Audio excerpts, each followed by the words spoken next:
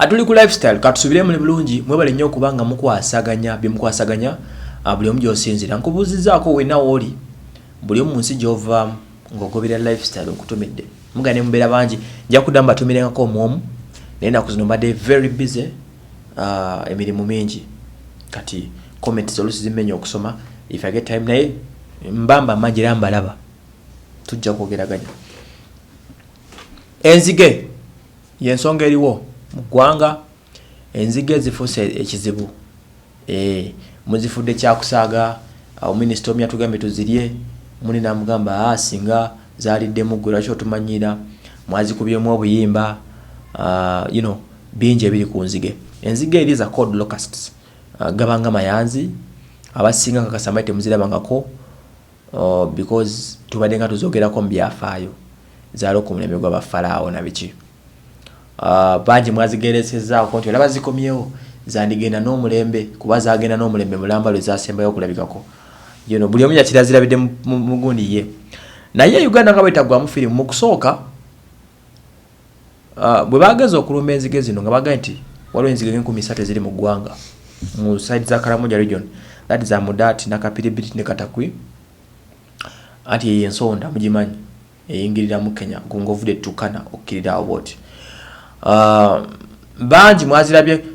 government yetegese nesitula ennyonyi zaayo nesitula banamaje 200 nesitula ebintu ebyenjawulo twabyogeddeko bagende balwanyisa enzige zino ne bamala ennaku 2 nga tebalabyeko ku nzige yadde n'emu ebigambo ne bitandikirawo mwalidde sente zaffe mwakoze eki enzige ziriwa mwatulazeeko specimen 2 banamulino nga byabikuwa mwanattu nitubeera nga tulaziza era obumbi 15 ne buweebwayo ku 15 obwo ne kutolebwako 11 ziweebwa ekitongole ekiyitibwa desert bakiyise desert locust biki kitongole ekyo erinnya liwanvuko naye ekitongole ekya East Africa ekivunaanyizibwa ku kulwanyisa ebintu nga bino babadde baganya okurespondinga gye tuli ababenzige nga bagamba mbu tubadde nga tusasula sente za subscription fee tetusasulayo sente zaffe nga bammemba kwekwatako obumbi nga 11 netubusasulayo kati nezisigala 3 ku 4 nga zezina okukola emirimu gavumenti newaliza okuddamu sayininga $7 okuyambako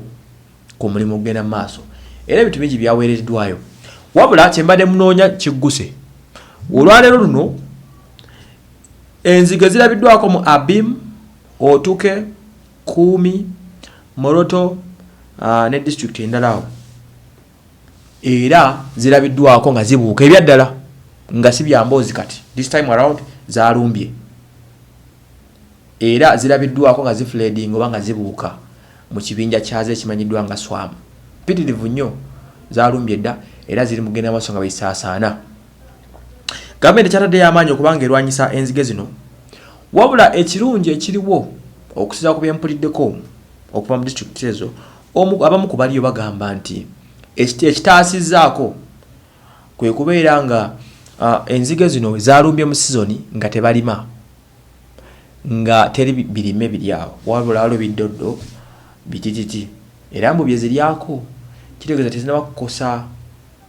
nnimiro zaabwe mu bufunza omuzungu agamba no cases yet reported zasanze sizoni nga bali mu off season ziri mu kulya biddoddo webityo webityo naye bagambye nti beeraliikirivu era ekibeeraliikiriza ge magi ge balowooza nti zaabiise Uganda bagamba enzige emu esobola okubiika amagi 9 bwe betandise kubiika kitegeeza buli nzige yabiise amagi 9 weegali awo kati teberezaamu kati bagamba nti bazisuubira okwalula ate ziddemu zikozingewo lunabo olulala oba obulabo obulala busingakawo naye nga z'omwe ziri mu ggwanga era zigenda zisaasanya mu disitulikiti z'embasomedde okuli Abim, Otuke, Kumi n'awasigadde zigenda zisembera mu Moroto yonna zigenda zisaasaana mpola mpola naye nga gavumenti ennyonyi zasitudde dda okuva e Kenya okuva mu Kakira buli wamu n'amagye okulaba kati bazigobaganya bazizzeeyo gye zaavudde oba bazitte mubule kutugoberera tuli ku lifestyle